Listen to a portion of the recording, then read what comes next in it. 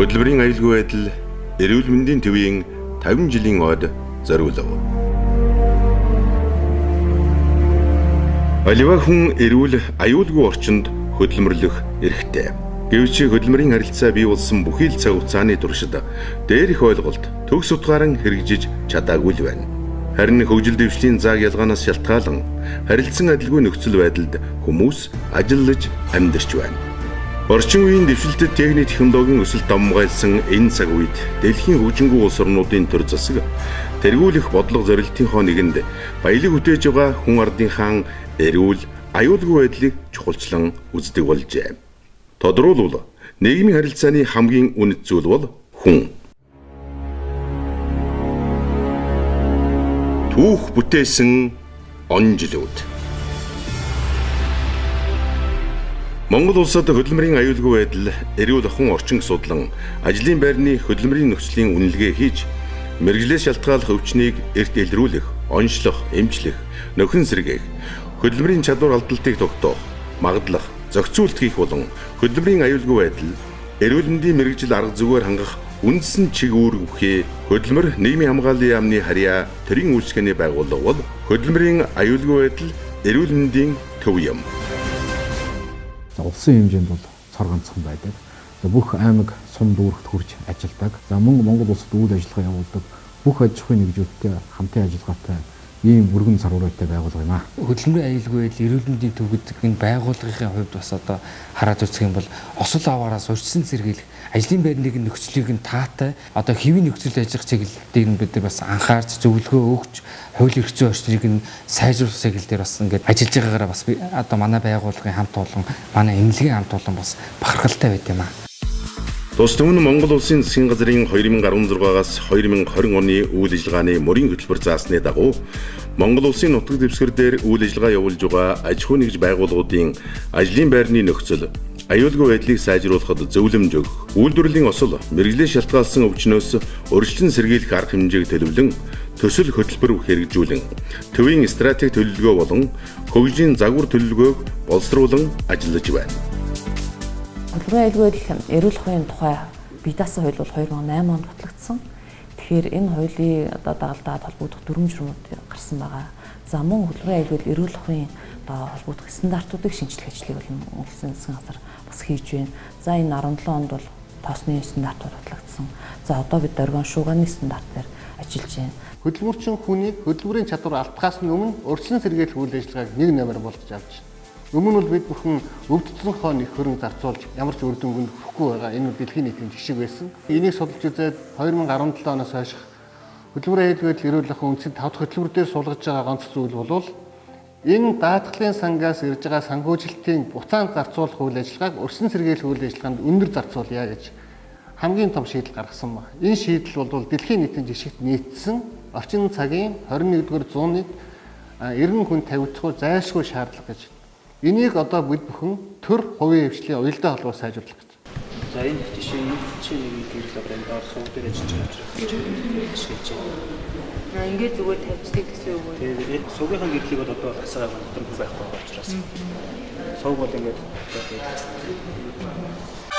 2009-с 2017 онд нийт 273 аж ахуй нэгж байгууллагын 5161 ажлын байранд хөдөлмөрийн нөхцөлийн үнэлгээ хийж цааш хэрэгжүүлэх арга хэмжээний талаар зөвлөмж өгч, эрсдэл бүхий ажлын байрны мэдээллийн сан үүсгэн ажиллаж байна.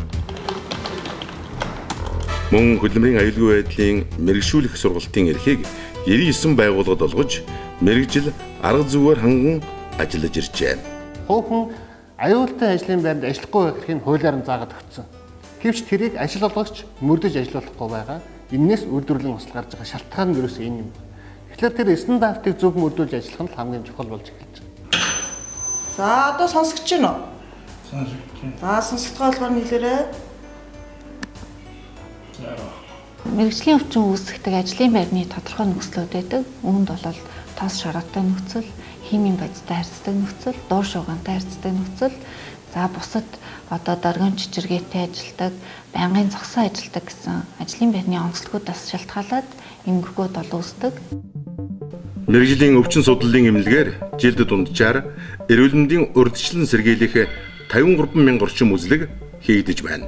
1975 оноос хойш өнөө хүртэл мэрэгжлээ шалтгаалсан өвчнөр онцлогдсон хөдөлмөр зохицуулалт хийгдэж хөдөлмөрийн чадвар алдалт тогтоогдсон бүртгэгдсэн нийт 9907 тохиолдол байна.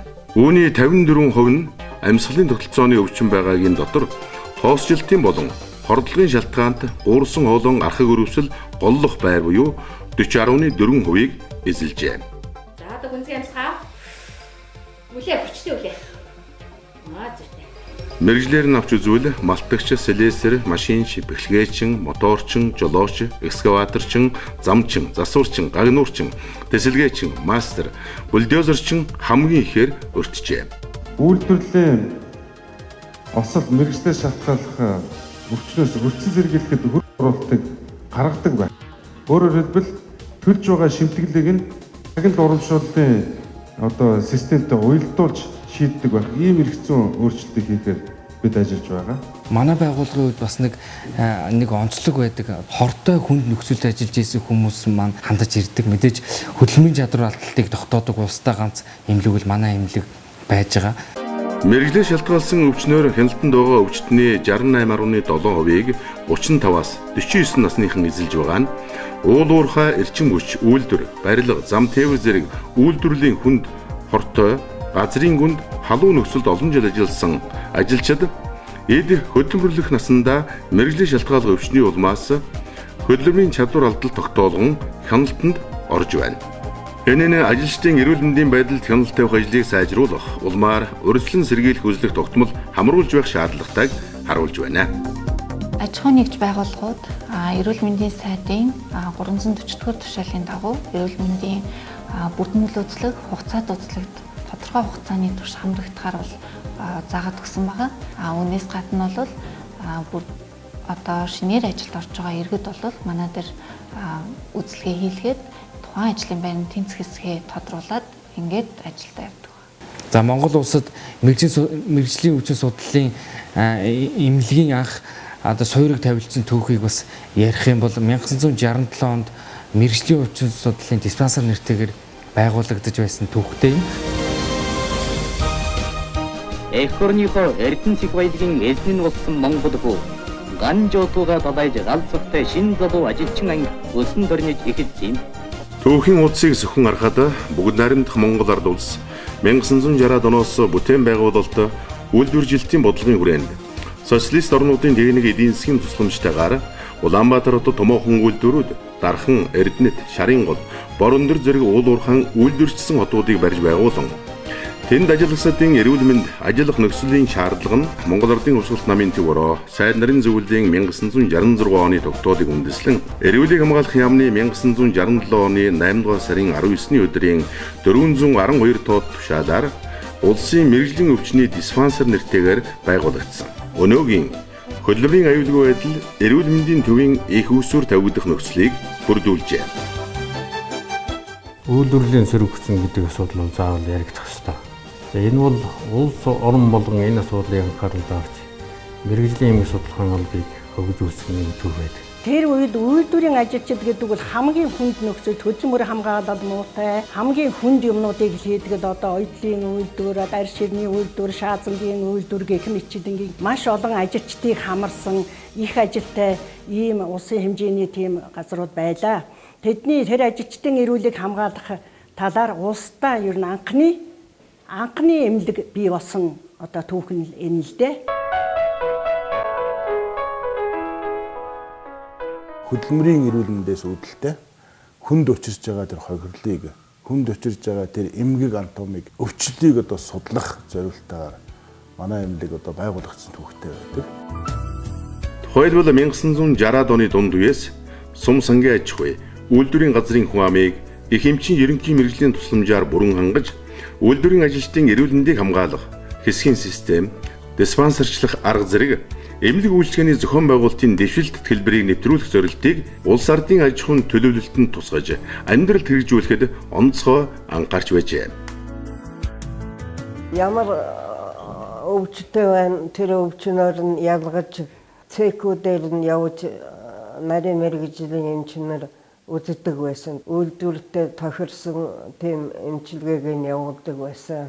Манай эмчнэр бол их нарийн мэржлийг эзэмсэн сайхан эмчнэр байсан. Тэгээд тэр эмчнэр дотроос миний хамт ажиллаж байсан зүрх судасны эмч оюун цэцэг гэж байлаа. Одоо гонгор гэж байлаа. Одоо дунгуур гэж эмч сайхан эмч одоо байж байгаа. Физик хамгаалтын бууд эмч байна. Тэгээ өшөө нарийн мэржлийн одоо гэрлийн эмч, баян жаргал, адиа их олон нарийн мэржлийн эмчэртэй байсан шүү дээ манайх.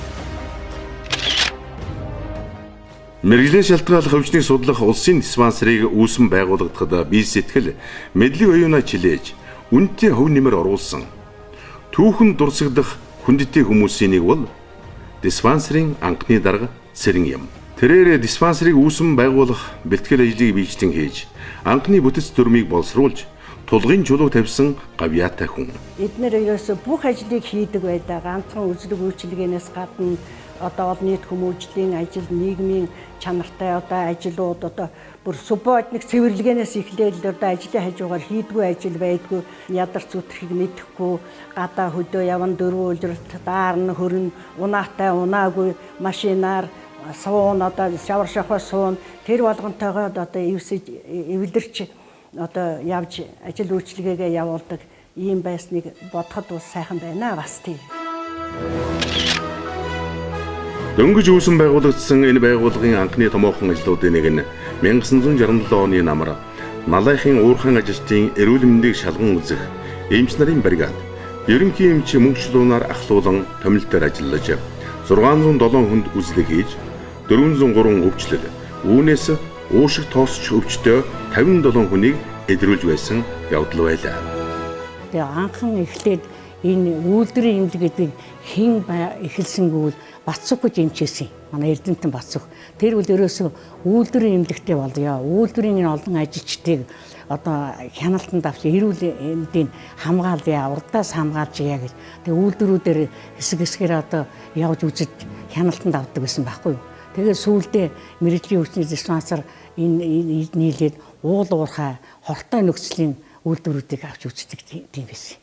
1968-аас 1977 онд үйлдвэрийн эмнэлэг мэргэжлийн шалтгааллах өвчний улсын диспансерын даргаар ажилласан энэ салбарын анхны эрдэмтэн Бац хүн эмнэлгийн боловсон хүчний гадаад дотоодод сургаж бэлтгэн аж ахуйн олон бэрхшээлтэй асуудлыг шийдвэрлэж диспансерыг өөрийн тохилог байртай болгож хамгийн удаан жил үр бүтээлтэй ажиллаж байсан ажилсаг хичээнгүй эрдэмтэн доктор байсан. За тус байгууллага нь нэг талаасаа эрүүл мэндийн нөгөө талаасаа хөдөлмөрийн статусын байгууллага юм. За сосис төвлөрсөн төлөвлөгөөт эдийн засгийн үед 23 жил, зах зээлийн эдийн засгийн үед 27 жил одоо үйл ажиллагаа явуулж ирлээ. Энэ байгууллага бол манай ер нь анагаахын салбар дотроо бол шинэ залуу салбар гэж би ойлгож байна. Одоо 50 жил болж байна. Мэргэжлийн шалтгааллах өвчнийг судлах улсын диспансер байгуулагдсанаараа альва зүйлийг эхлэхэд тохиолддог олон бэрхшээлийг энэ байгууллагын хамт олон нэр төртэйгээр даван гарсан. Би чинь энэ уушигны бичлэгийг анх сурахдаа хөгцөцөг эмчтэй нэгдүгээр эмнэлэг дээр очиж нэг 7 хоног дагаалдаа дөнгөж нэг тийм спирэ гаргахс нэг арчаагүй нэг тийм хариугүй нэг тийм дундад зүүн нэг эмчтэй аппаратаар эхлэв. Тэгээ дараа нь ерөөсөн бүр нарийн аппаратаа болоо сурах хүн байхгүй би мөнгөчлөн дарга дээр очиж 14 хоног тэнд дадлага хийгээд тэр тооцоолн том аппарат тооцоолох бүх юм мөнгөчлөн даргаар заалгаад тэгээд тэр нэг кабинетийг чинь аппарат хэрэгсэл сайтай том кабинет болгоод нээсэн байхгүй. 1977-оос 1991 онд диспансерын ерөнхий эмч даргаар ажиллаж байсан энэ салбарын 2 дахь эрдэмтэн Монгол улсын гавьяат эмч анагаах ухааны доктор Мөнх Чулуун нь тухайн үед эмнэлэгт чухал нэмэлэг болсон тогтоол шийдвэрүүдийг гаргуулж ажилласнараа диспансераа төв болтол өргөжүүлэн хөгжүүлэхэд гол үүрэг гүйцэтгэжээ. Тэр үед бол аппарат тоног төхөөрөмж одоо эмнэлгийн урьдчилан сэргийлэх болон эмчилгээ үйлчилгээний багаж тоног төхөөрөмж юмнууд бол хангалттай биш. Захиадаад бас тэр болгон ирдгүү. Ер нь голдуул Оросын голдуул аппарат багаж тоног төхөөрөмжүүд ингээд авдаг хэрэгэлдэг тийм байлаа. Хөдөлмөрийн аюулгүй байдал эрүүл мэндийн төвийн 50 жилийн түүхэн замналаас товч дөрдвөл 1968 онд диспансерын анхны хөдөлгөөнт үзлэгийн бригад байгуулагдсан ажилчдад үзлэг хийж эхэлсэн түүхтэй. 1969 онд хот хөдөөгийн эмнэлгүүдийн дотрын эмч нарын курст мэргэжлийн шалтгааллах өвчний чиглэлээр 160 цагийн хичээлийг диспансерын эмч нар анх заажээ. 1970 онд уулуурхан үйлдвэрийн уушиг тоосч хөвчтэй болсон ажилчдыг амбулаториор үн төлбөргүй эмчлэх тухай заавар батлагдлаа. 1971 онд клиник хийм, хор судлалын лаборатори байгуулагдлаа. 1974 онд мэрэгжлийн шалтгааллах өвчний жагсаалт түүнийг хэрэглэх зааврын тухай Монголын үйлдвэрчний эвдийн төв зөвлөл, эрүүлийг хамгаалах яамны сайдын 122/21-р тогтоол тушаал гарсан. 1978 оноос эхлэн ангаа ухааны дээд сургуульд мэрэгжлийн шалтгааллах өвчин судлалын чиглэлээр хичээл заагдаж эхэлжээ. 1979 онд энэ салбарын чиглэлээр ангаа ухааны дэд эрдэмтний зэргийг диспансерын даргаар ажиллаж байсан мөнх чулуун хамгаалжээ. 1981 онд Зөвлөлт холбоот улсын Ангарц хотын Хөдөлмөрийн эрүүл ахуй мэрэгжлийн өвчний институтэд 20 гаруй эмч мэрэгжил дээшлүүлжээ. 1982 онд эмнэлгийн урьдчилсан ба цаг үеийн үзлэг явуулах тухай эрүүлийг хамгаалах яамны сайдын 137 дугаар тушаал гарчээ. 1983-аас 88 онуудад гадаад оронд мэрэгжил дээшлүүлэх туршлага судлах явдал эрчимжлээ. 1990 оноос эрүүлийг хамгаалах яамны харъяанд байсан тус байгууллага 1994 онд тухайн үеийн улсын нийгмийн даатгалын ерөнхий газрын харъяа болсон. 1994 онд эмнэлэг хөдөлмөр магадлалын төв комисс байгуулагдлаа. 2004 оны нийгмийн даатгалын үндэсний зөвлөлийн 18 дугаар тогтоолоор мэрэгжлийн өвчний бүсийн зөвлөлүүд байгуулагдсан байна. 2005 онд өөрийн харъяанд хамгаалтад мэрэгжлийн өвчний 45 ортой сувилэл нээн ажиллуулах болжээ. 2006 онд төвийн захирлаар ажиллаж байсан ламсран уушиг тоосч өвчний зарим төрөл тэдгээрийн эмнэлзэн онцлог сэдвээр ангаа ухааны докторийн зэрэг хамгаалсан байна. Байгууллагын даргаар ажиллаж байсан мөнх чулуун Монгол улсын гавьяа тэмч боллоо. 2008 онд Хөдөлмөрийн аюулгүй байдал эрүүл ахуйн тухай bvteesen хууль батлагдлаа. Хөдөлмөрийн нөхцөл судлалын алба байгуулагдсан. 2009 оноос улсын хэмжээнд хөдөлмөрийн нөхцөлийн үнэлгээ хийх ажлыг эхлүүлсэн. 2010 онд улсын хэмжээнд мэрэгжлийн шалтгааллах өвчнөөр өвчлсөн нийт тохиолдлын тоо болон идэвхтэй хяналтанд байгаа даатгуулагчдын талаарх цахим санг бий болголоо. 2011 онд эрүүл аюулгүй ажлын байрыг эрхэмлэгч байгууллагыг шалгаруулах журам батлагдаж, үйлдвэр аж ахуй нэгж байгууллагуудыг том, дунд, жижиг ангиллаар шалгаруулж эхэлсэн байна. Мөнх чулуун сангийн нэмжлэгтэйгээр мэрэгжлийн өвчин судлалын номын санг нээн ажиллуулсан. 2012 онд Монгол Улсын засгийн газрын 122 дугаар тогтоолоор хөдөлмөрийн аюулгүй байдал эрүүл ахуйн орчныг сайжруулах 4 дахь үндэсний хөтөлбөр батлагдлаа. Нийгмийн хамгаалал хөдөлмөрийн сайд, эрүүл мэндийн сайдын хамтарсан А44-111 тоо тушаалаар Монгол улсад зөнхлөн тохиолдож байгаа мэрэгжлээ шалтгаалсан өвчин эмгэгүүдийн оншилгоо, эмчилгээний өдөрдмжийг 30 өвчнөөр анхудаа батлуулж, улсын хэмжээнд мөрдүүллээ. Монгол Улсын засгийн газрын 2012 оны 121-р тогтоолоор тус төв нь Монгол Улсын гавьяа тэмч ангаа ухааны доктор Ядмын мөнх чулууны нэрэмжит болжээ. 2013 онд эмнэлгийн болон хөдөлмөрийн нөхцөлийн үнэлгээний багаж тоног төхөөрөмж шинжлэгдэж, тусламж, үйлчилгээний хүчин чадал сайжирсан. 2014 онд эрүүл мэндийн сайдын 340 тоо тушаалаар эрүүл мэндийн урьдчилсан болон хугацаат үзлэгийн журам батлагдлаа. 2015 онд Хөдөлмөрийн сайдын А233 тоо тушаалаар хөдөлмөрийн нөхцөлийн үнэлгээ хийх журмыг шинжлэн батлуулсан. 2016 онд тэтгэврийг хөнгөлөлтөд тогтоох газрын дор болон хөдөлмөрийн хортой хүнд нөхцөлд хамаарах ажил мэргэжлийн жагсаалтад нэмэлт өөрчлөлт орж Хөдөлмөрийн сайд, Хүн амын хөгжил нийгмийн хамгааллын сайдын 2016 оны А193 77 тоод хамтарсан тушаалаар батлагдсан. Монгол Улсын засгийн газрын 2016 оны 55 дугаар тогтоолыг үндэслэн хөдөлмөрийн эрүүл мэнд судлалын төвийг хөдөлмөрийн аюулгүй байдал эрүүл мэндийн төв болгон өөрчилж, тус төвийн даргаар даваават томилогдсон ажиллаж байна. 2017 онд хөдөлмөрийн аюулгүй байдал эрүүл ахуйн орчныг сайжруулах 5 дахь үндэсний хөтөлбөр батлагдлаа. Стандартчлалын үндэсний зөвлөлийн хуралдаанаар хөдөлмөрийн нөхцөл аюулгүй ажиллагааны хүрээнд 4 стандарт шинээр батлагдлаа. Өнгөрсөн 50 жилийн хугацаанд бол бид нэр хүн ардынхаа эрүүл мэндийг хамгаалах, ялангуяа хөдөлмөрчин хүний эрүүл аюулгүй орчинд ажиллаж амьдрах нөхцөлийг бий болгох, олон улсын стандартуудыг нэвтрүүлэх талаар бол ахиц дэвшил гаргасан. Ер нь аюулгүй орчинд хүн ажиллаж амьдрах асуудал нь бол ганцхан төрийн байгууллагын үүрэг биш. Энэ бол иргэний нийгмийн байгууллагууд, тухайн аж ахуйн нэгжүүд, хувь хүмүүс бүгдийнх нь оролцоонд төшөөлөж явагддаг. Хөдөлмөрийн аюулгүй байдал эрүүл мэнд гэдэг маань өөрөө бас олон талт өргөн утгатай. хөдөлмөр нийгмийн хамгааллын яам, эрүүл мэндийн яам хамтарсан олон асуудлуудыг хийж хэрэгжүүлэх ёстой. Энийг уялдаа холбоог сайжруулах ёстой. Тэгэхээр хүн төвтэй байгууллагуудыг бий болгоно бид бүхэн ярьж байгаа. Тийм ч байх ёстой. Одоо цагийн тэг тавьж шаардж байгаа. Хувь хүн өөрөө хөдөлмөрч байжгаад өөрөө ажилдаа хүндэтгэлтэй хандвал нэр хүндтэй болно.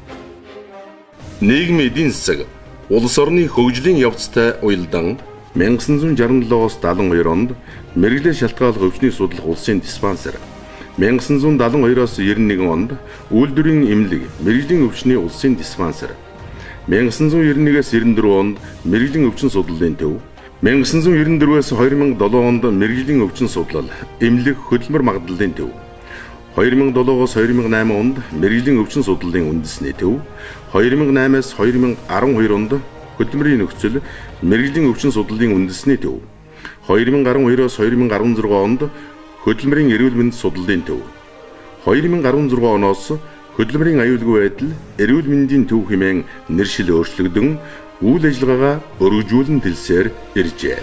Ерөөсөө хөдөлмөрийн нөхцөл аюулгүй байдлын толин эрүүл мэндийн асуудалтай тухайн ажиллагчдын. Тэгэхээр энэ нөхцөл өвчл хоёрыг л холбож үзэх нь бол энэ байгууллагын хүмүүсийн ажлын ерөөсөө онцлог. Манай орны хувьд мэрэгчлэр шалтгааллах өвчин бол 2016 онд 77 хүн, 2017 оны хагас жилийн байдлаар 48 хүн шинээр мэрэгчлэр шалтгааллах өвчин тогтоогдоод байгаа бол энэ тоо сүүлийн үед өсөх хандлагатай байгаа нь манай байгууллагын болон төр засгийн бодлоготой уялдаад энэ сургалт зурчилгаа мэдээлэл хийж байгаа мөн урсан сэргийлэх үзлэгийг одоо хамрах хүрээг бол өргөжүүлсэнтэй холбоотой. Өөрөөр хэлбэл мэрэгчлэр шалтгааллах өвчнийг эрт илрүүлэлт бол сайн байна гэдгийг харуулж байна. Хөдөлмөрийн аюулгүй байдал эрүүл мэндийн төвийн эмчилгээний чанарын хяналтын комисс нь эмнэлгийн магадлалаа олгох, сунгах, эмнэлэг болон сувилалд өвчин илгээх асуудлыг эцэслэн шийдэх, хяналтын эмчийн дүгнэлтийг наривчлан шалгах, өвчтлийн талаарх урьдчилсан шийдвэр гаргах болон хөдөлмөрийн нөхцөлийн үнэлгээ судалгаа хийх үндсэн үүрэгтэй. За олон улсын түвшинд бол хөдөлмөрийн аюулгүй байдал эрүүл ахуйн үйл ажиллагаанд энэ төсвөлсийн зардлыг маш өндөр тавьдаг. За дээрэс нь энэ одоо зардлыг бүрэн зарцуулахыг шаарддаг. Ингэж гэмээр нөгөө үйлдвэрлэл осол гарахаас урьдчилан сэргийлнэ. Нөгөө мэрэгчлэр шалтгааллах өвчнийг гарахгүй байх. Ийм нөхцөл бүрддэг. Улсад байгууллага үнцэнтэй болохоор Монгол хүний үнэлэмж дээшлэхийг өөр. Тэгэхээр хөдөлмөрчин хүнийг эхлээд хөдөлмөрлөх нөхцөл болцоогоор нь хангаж өгөөд үүрэг хариуцлагын дараа нь яриад дараа нь эрхийг нэвтрүүлэх хэрэгтэй юм байна гэдэг шатлалыг л хуулийн дээрээ суулгаад өгсөн боловч бид нь мөрдөхгүй байгаатай л холбоотой. Энэ бүгдийг л бид нар хэвшүүлж явуулахчил энэ төв 50 жилийн хугацаанд төр хувьчлал уялдаа холбоог хангаж ажиллаж ирлээ. Хөдөлмөрийн аюулгүй байдал эрүүл ахуйн асуудал бол бид өмнө нь бол ерөөсөө л үйлдвэрийн газрын л асуудал юм шиг ингэж ойлгодог байсан. Гэтэл энэ бол үгүй маа. Одоо хөдөлмөрчин хүн болгоны анхаарал хандуулахгүй бол болохгүй юм асуудал. Өөрөөр хэлбэл хүн бүр одоо ажил хөдөлмөр эрхэлж сайн сайхан амьдрах хэрэгтэй. Тэгэхээр зайлшгүй асуудал анхаарал хандуулах юм шаардлагатай байна. За сүүлийн жилүүдэд бол үйлдвэрлэлийн осол харьцангуй буурж байна.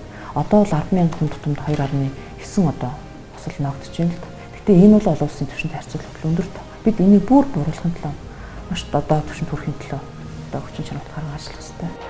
Эмнэлэг хөдөлмөрийн магадлах комисс нь өвчтний хөдөлмөрийн чадвар алдалтын шалтгаан, хувь хэмжээ, хугацаа, хөдөлмөр зохицуулалтын асуудлыг хяналтын комиссийн шийдвэрийг үндэслэн хэлэлцэж эцэслэн шийдвэр гаргадаг юм.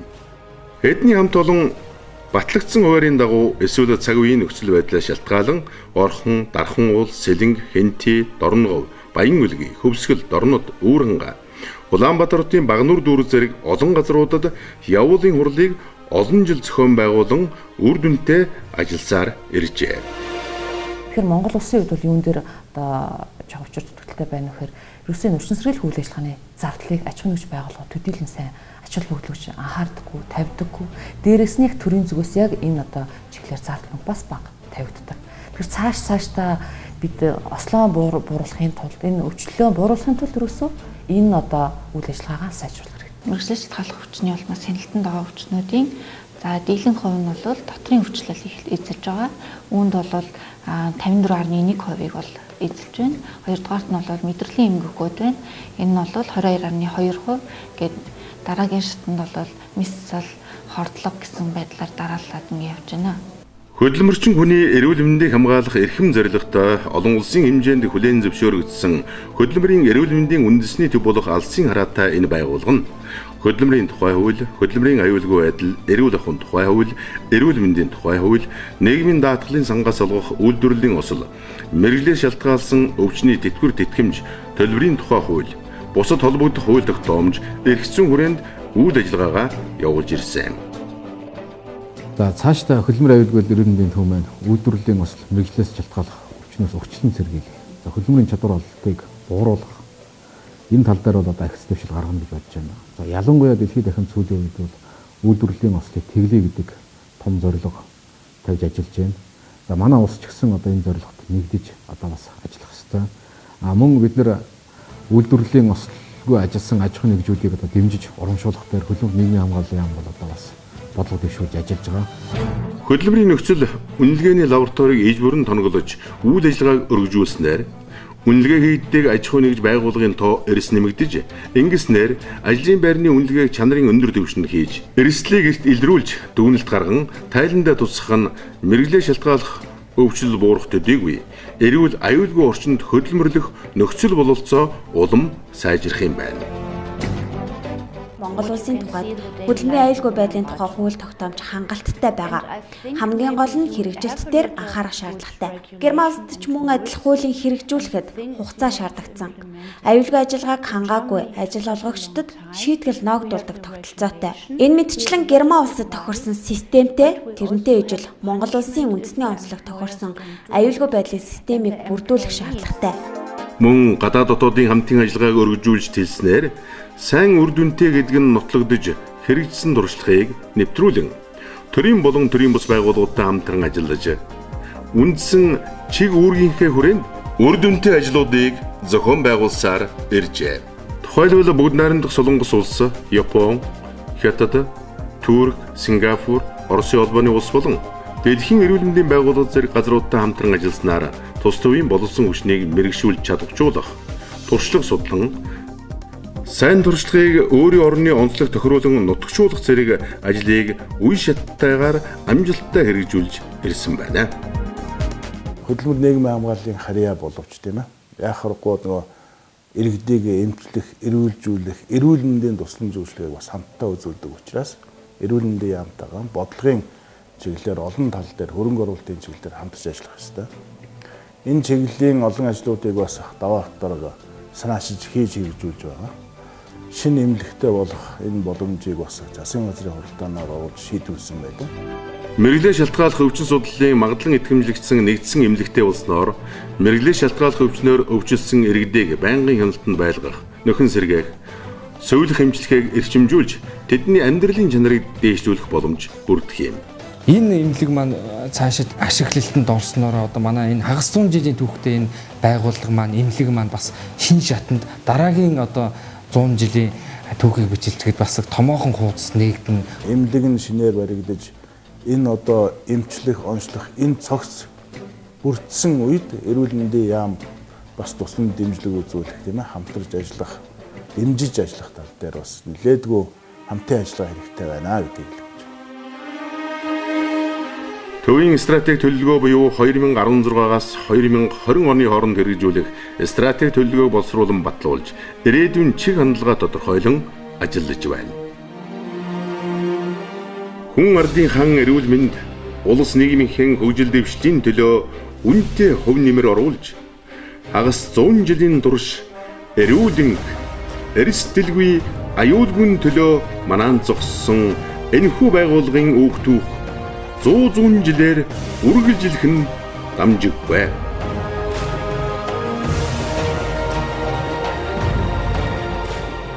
Манай байгууллагаар овоглож ирсэн үе үеийн ахмад буурлууд, эрдэмтэн мэргэд, эмч совилогч, ажилтан албаа агч нар нийт салбарын хамт олондоо түүхт одоо 50 жилийн халуун мэндчилгээг дэвшүүлж, аз жаргал, эрүүлийн сайн сайхан бүхнийг хүсэж байна.